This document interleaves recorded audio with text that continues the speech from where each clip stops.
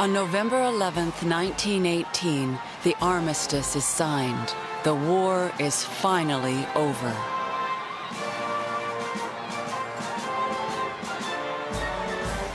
People around the world fill the streets, kiss strangers, laugh, cry, dance, and sing. In Canada, there are parades and celebrations everywhere. And yet, even as people celebrate peace, a new horror has begun. We were so glad the war was over and our brave boys came home again. But what they found on their returning was worse than on the battle plain. For now they saw their sisters dying, mothers and fathers, brothers too. In all the world, no place is safe from the deadly grip of the Spanish flu.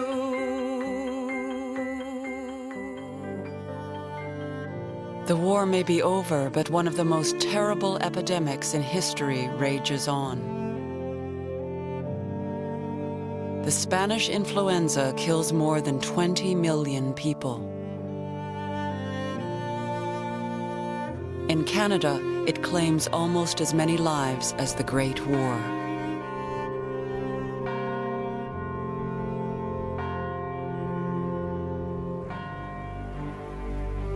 My mother, my older sister, and 4 brothers were ill with the flu.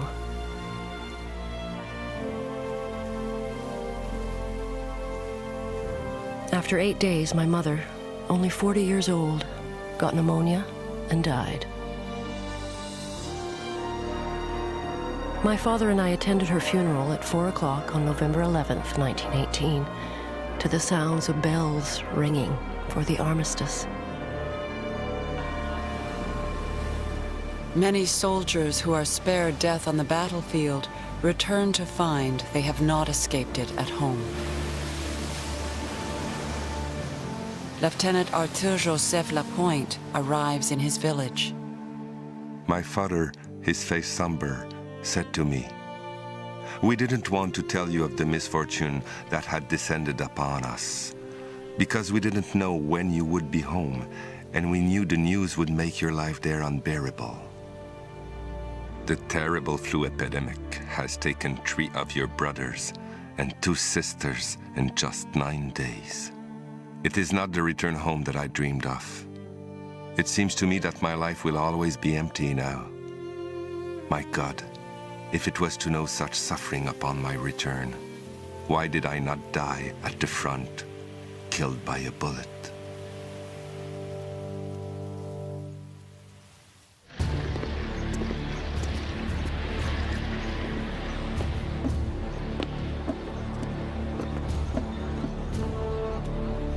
The soldiers' dreams of a better world after the war are not to be. Thousands of veterans are unemployed and unemployable. Canada is in debt.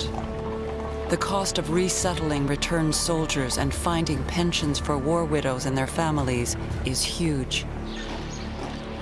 The returned men want jobs, bonus payments, and recognition.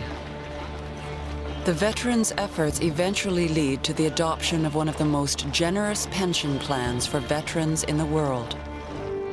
This pension, however, does not offer benefits to native veterans. Along with Japanese Canadians, they also lose their wartime right to vote. Mike Mountain Horse returns as a hero with the Distinguished Conduct Medal. We all had to behave like men in France, and I think I did so.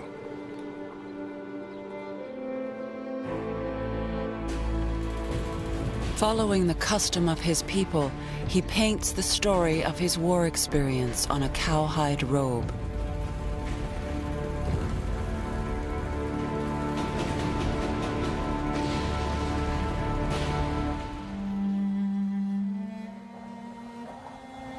Roy McPhee comes home safe and sound.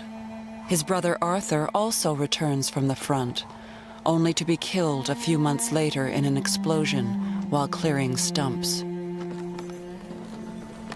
Frank Maheu goes back to the lumber camps, once again separated from his wife and children. No use telling you that I'm lonesome. I am earning some money. And always, I think of you.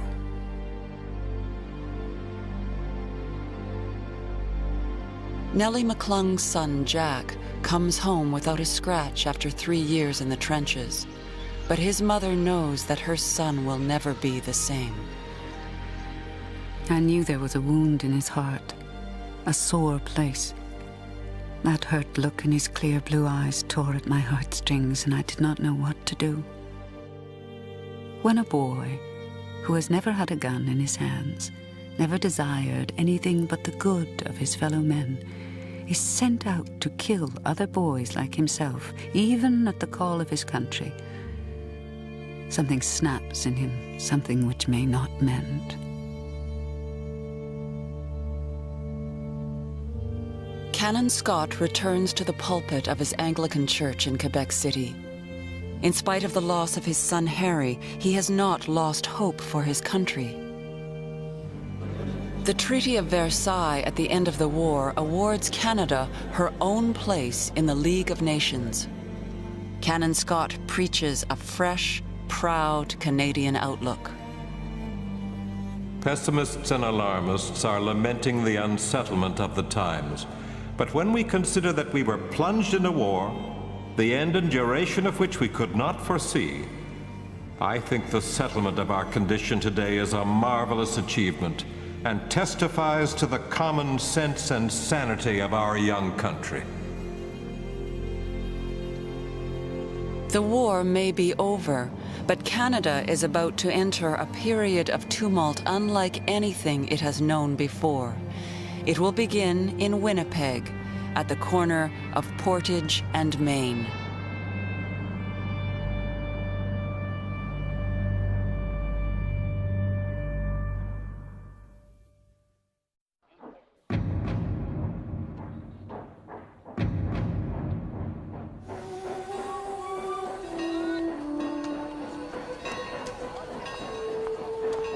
How dare you ask a man to go out and risk his life? And when he returns, calmly request him to hand in his uniform, and in exchange, hand him a pittance that will reduce a once self-respecting citizen to a miserable pauper, dependent on either charity or friends. Helen Armstrong is worried about the bleak future facing returning soldiers in the working class after the war. Fred Dixon is angry about the past. Those responsible for the Ross rifle, defective shells, shoddy clothes, paper boots, and the whole black record of profiteering gave 10,000 times more aid and comfort to the enemy than all the socialists and conscientious objectors put together. People were expecting a better world after the misery of war. Instead, many people cannot find jobs. Inflation is rampant. Round steak is up from 10 cents to 39 cents a pound, and coffee has doubled in price. Tensions are mounting all over Canada. It is in Winnipeg that they will explode. The city's building and metal workers demand the right to bargain through more powerful centralized unions. Winnipeg's employers refuse. Fred Gordienko, a Ukrainian blacksmith, works in a CNR shop. I meet a union leader in the street. He tells me, Fred, we can't avert a strike. We have to go because they don't want absolutely to take consideration of what we want. He told me, we don't like strike, but we're forced to do it because the other way. How do you defend your rights? Blacksmiths, Local 61. 121-4-6 against. When their demands aren't met, the building and metal workers walk off the job on May 1st, 1919. It is an ordinary strike, but it sparks an extraordinary response.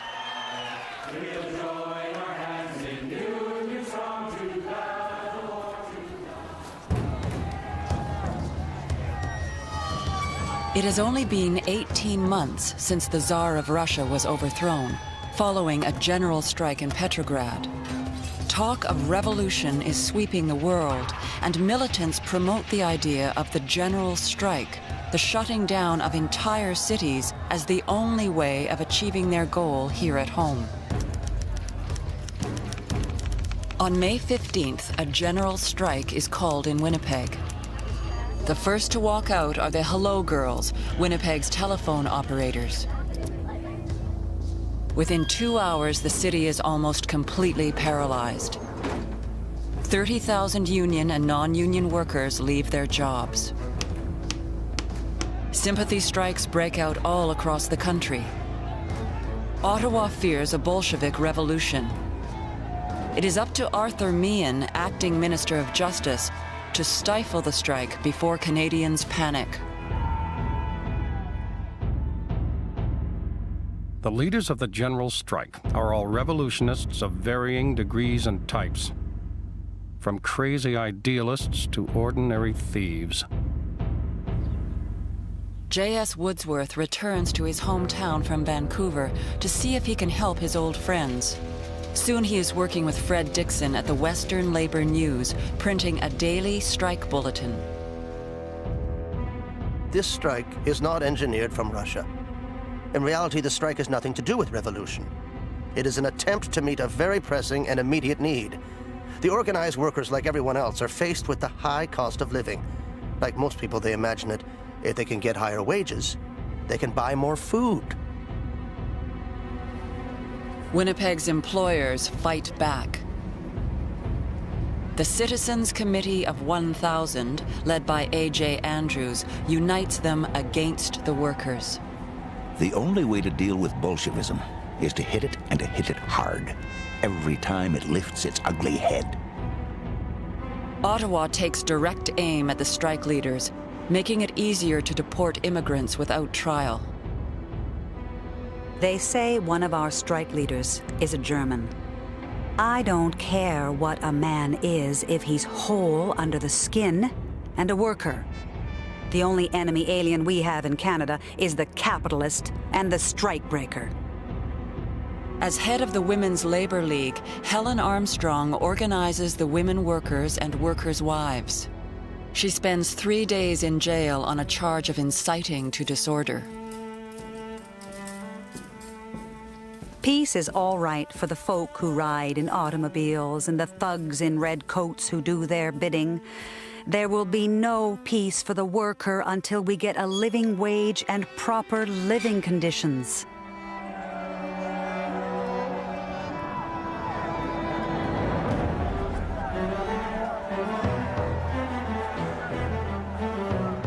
For 6 weeks, the strike committee virtually runs Winnipeg. The city fires all but 16 policemen, and anti-strike specials are sworn in to replace them.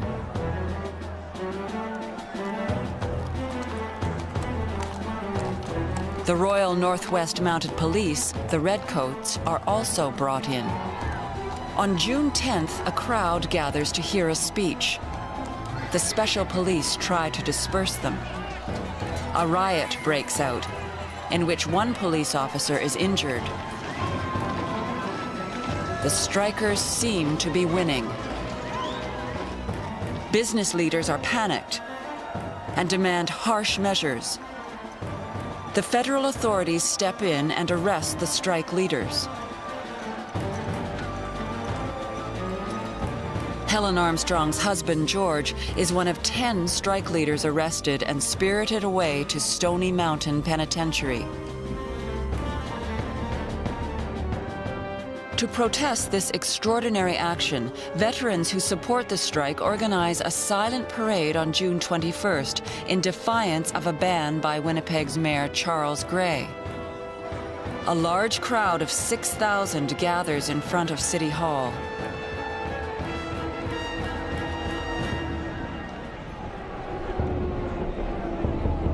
A streetcar operated by strikebreakers approaches on its route.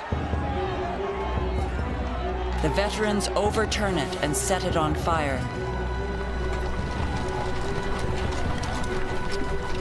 The mounted police charge. People were excited. I was in the corner where the shooting started. I see the mounted police turn the corner and one of the horses fall down. And after that, 2 or 3 mounted police get mixed up with that. Someone falls, someone jumps. One man, standing on the sidewalk, thought the Mounties were firing blank cartridges until a spectator standing beside him dropped with a bullet through his breast. Another standing nearby was shot through the head.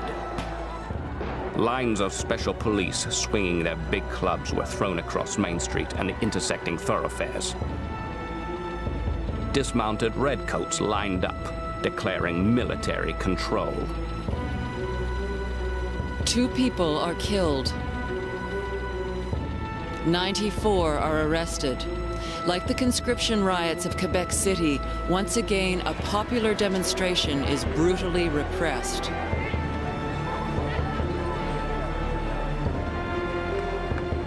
"40 days after it began, the largest social revolt in Canadian history has been crushed.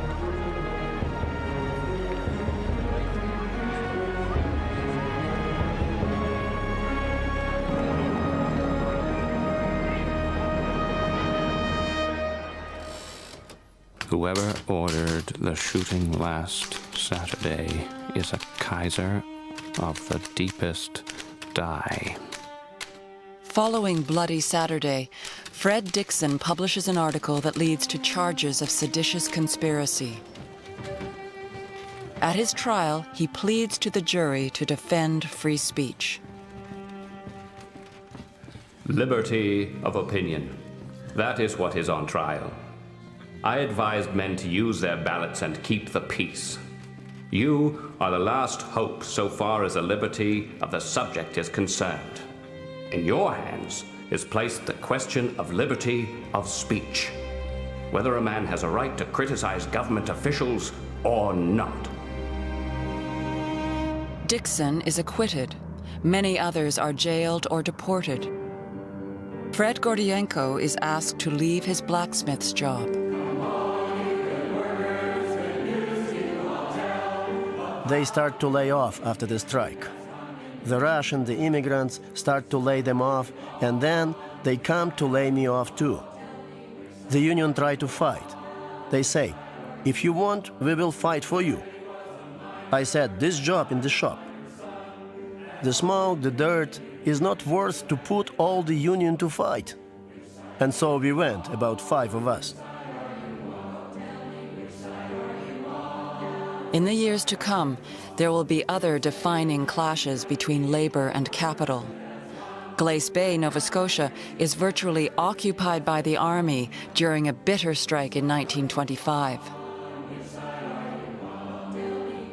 And beyond the factories and smelters, a new movement is arising, one that will reshape the political face of Canada.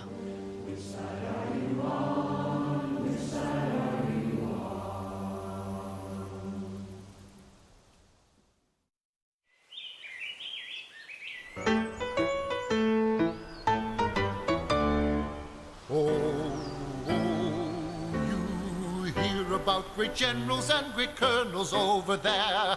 Your big guns and your aeroplanes are flying through the air. Of course they all were needed, but this thing you must allow.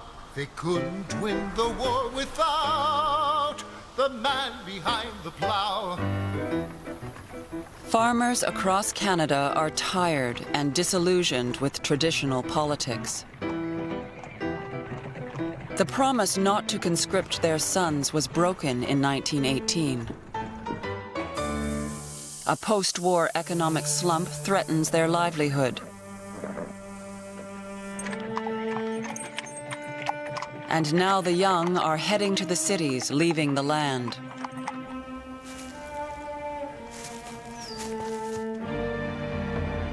Agnes MacPhail grew up on a farm in Grey County, Ontario.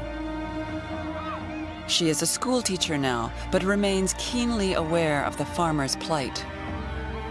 To farm is the most arduous and most poorly paid of all occupations. Farmers work 12 hours a day, to feed people who work 8 hours. And still, some people call that a square deal. The time has come for the farmers to defend their interests, and like the workers in Winnipeg, they organize. A class of idle rich has grown up in our cities, to whose love of ostentation, commerce, and industry are now pandering. These enervated and miserable specimens of humanity rush about the country in great cars, flaunt their wealth in our faces, tear up our roads, and cast their dust upon our fields. W.C. Good is one of the organizers of the United Farmers of Ontario. He is a farmer, writer, and inventor. Good decries the wheat dealers who control the price of grain and the city-born politicians who are indifferent to farmers. Agnes MacPhail becomes a convert and a rousing speaker herself. Your grandparents and mine are the real builders of this country. They built the foundation of the country strong and true.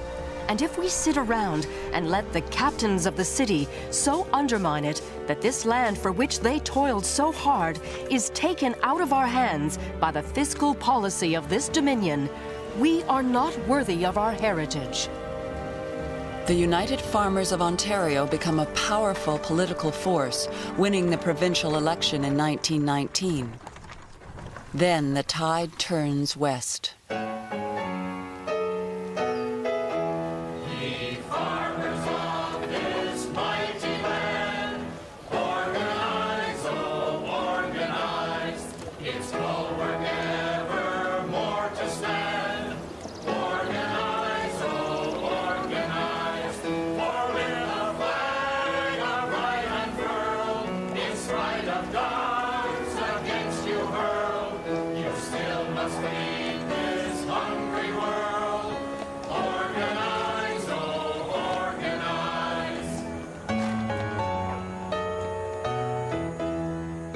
The leader of the United Farmers of Alberta is Henry Wise Wood. He came to Canada from the U.S. in 1906. Over 100,000 Americans had settled in the prairies, bringing with them a tradition of protest. We as farmers are downtrodden by every other class. We have groveled and been ground into the dirt. We are determined that this shall not be. We will organize for our protection.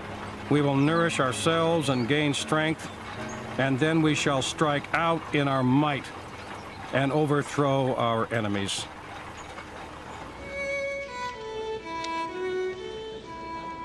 The farmers consider the established parties inherently corrupt and decide they can create a better alternative. Irene Parlby's initiative in organizing a farm women's club exposed political talents she had never imagined she would use. She begins campaigning in the 1921 provincial election for the United Farmers of Alberta. On election day, the UFA sweeps away the Liberals, winning a clear majority. Irene Parlby wins a seat, becoming Alberta's first woman cabinet minister in a government dominated by politically inexperienced farmers. But they do have ideals. The future is to the strong, but my idea deals with moral values, not with physical strength.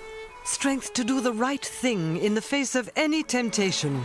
The moral strength that alone can give us clean government, can abolish the patronage system, despotism, corruption, bribery, and all the other ills of our political system.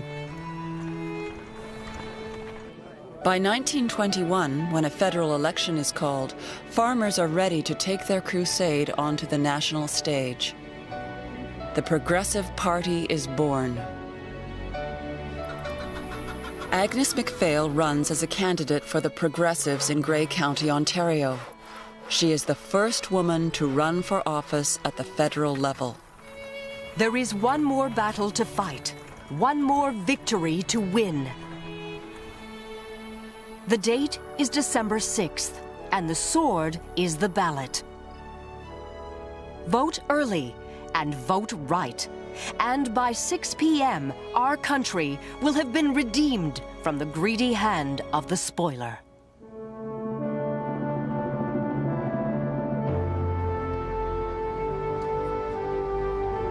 William Lyon Mackenzie King, the new Liberal leader, becomes Prime Minister.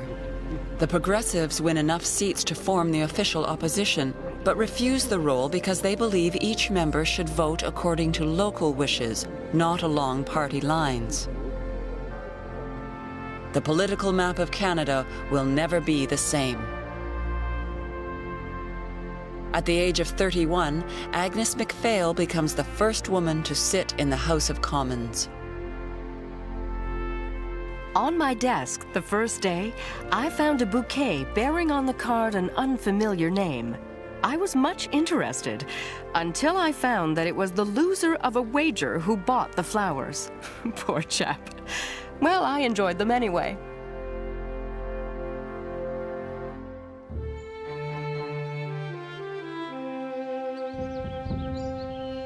MacPhail will be the only woman in Parliament until 1929, when the first woman senator is named.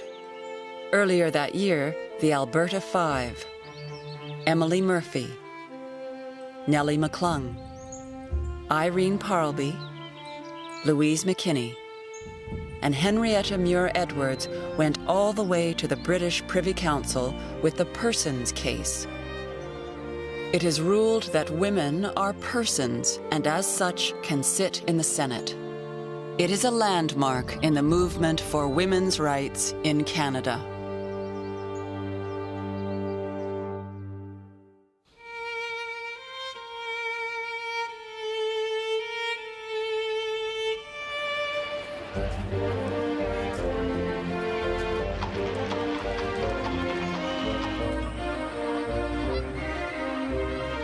Florentine Maher had always lived in the small Quebec village of Warwick. She is 32 and the mother of 6 children. When her husband, Upton, a cheese inspector, is asked to relocate to Montreal, Florentine is delighted.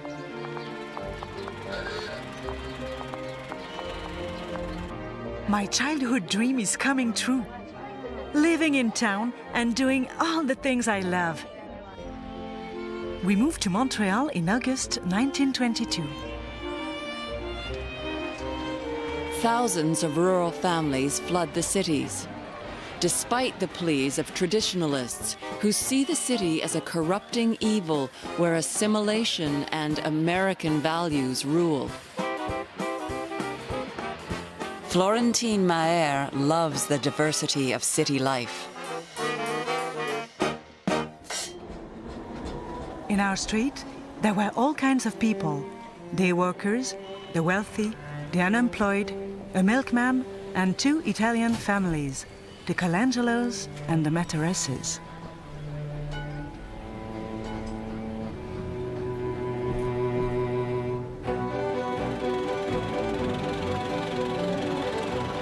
Thousands of Canadians are also moving to American cities, including Florentine's sister and her family.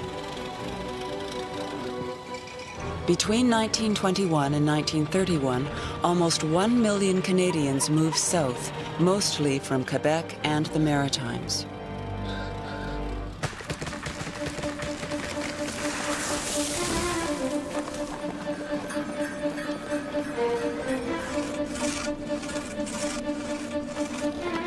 Alexandre Taschereau, the Liberal Premier of Quebec, has a plan to stem the tide. Taschereau solicits American investment in the development of Quebec's largely untapped natural resources.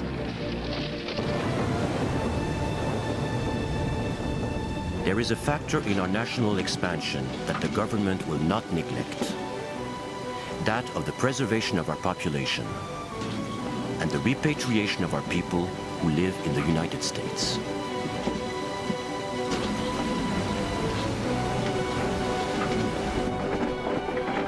Premier Taschereau is generous to a fault. He makes deals for land and privileges. Many Quebec towns boom as a result of the massive influx of capital from pulp and paper and mining investors. Henri Bourassa worries that Premier Taschereau is selling off the nation's jewels. The two face off in the Quebec legislature. At this rate, American capital will soon rule over Canada and Canadians. We could and should be alarmed. We should not be surprised. It's the direct result of our wartime spending spree. We wanted to play the part of a great nation. We've gone bankrupt to save civilization and democracy. We are now at the mercy of our neighbors. They grew rich at the game that ruined us. Premier Taschereau is unapologetic. I am not afraid, and I will never be afraid, that our French Canadians will become Americanized because of an inflow of American capital. They have resisted other dangers and other trials. And as I have said many times, I prefer to import an American dollar than to export a Canadian worker. All across Canada, American dollars give the economic recovery a very big boost. Pulp and paper is Canada's leading export, and Americans own more than 1/3 of Canada's pulp production.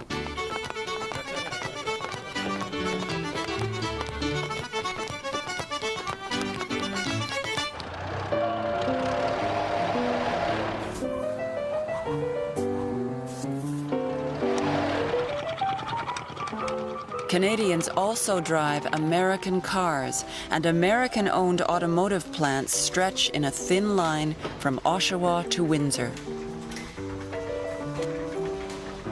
By the end of the decade, the American Big Three manufacture 3/4 of the cars purchased in Canada.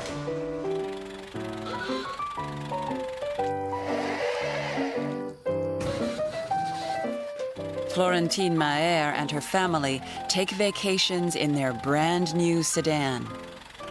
Our second car was a McLaughlin Buick. We would go to Saint-François-du-Lac with friends, the kids all dressed up. Things were getting better, and whatever new gadget was out there, my husband would buy it.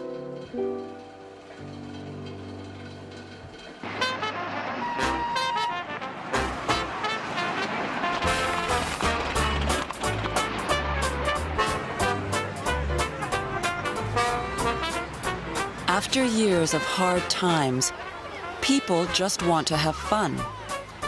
Lotta Dempsey is a young reporter for the Edmonton Bulletin during the heady days of the 20s. By now, I was pantingly compensating for my wallflower days at school. There were lots of beaus to go around, and we danced, skated, went canoeing on the river, had wonderful weekends in Jasper and Banff, and sang around home pianos.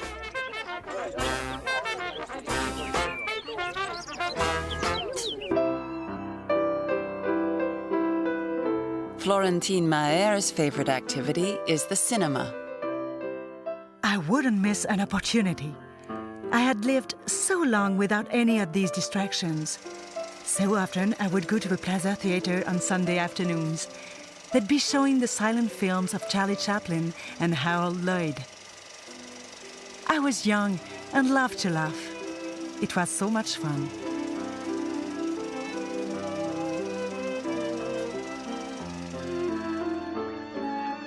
There's also a new craze in the 1920s, radio. Hockey Night in Canada is one of the most popular programs. But as the decade progresses, American radio shows are increasingly popular, and Canadian culture has a hard time finding its place in the market. What you doing, Andy? Hello there, Amos. Just checking my bank account, yeah. Oh, wow, oh, wow, oh, wow.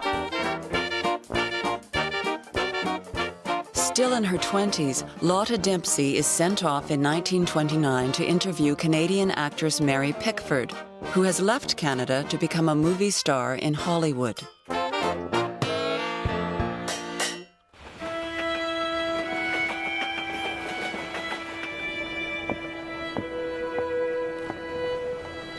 I came home aglow with adventure and determined to repay the boss with good performances, then to take off to farther fields. But something had happened while I was on the train journey back. The date was October 24th, 1929. The stock market had crashed.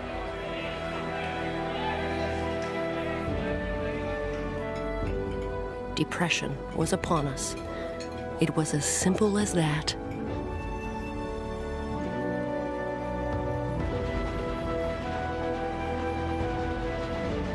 While the depression rages, Lotta Dempsey will provide for her parents.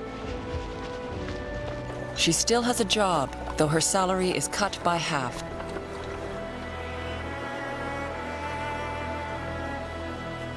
For Canadians, the days of war and the days of dancing are over.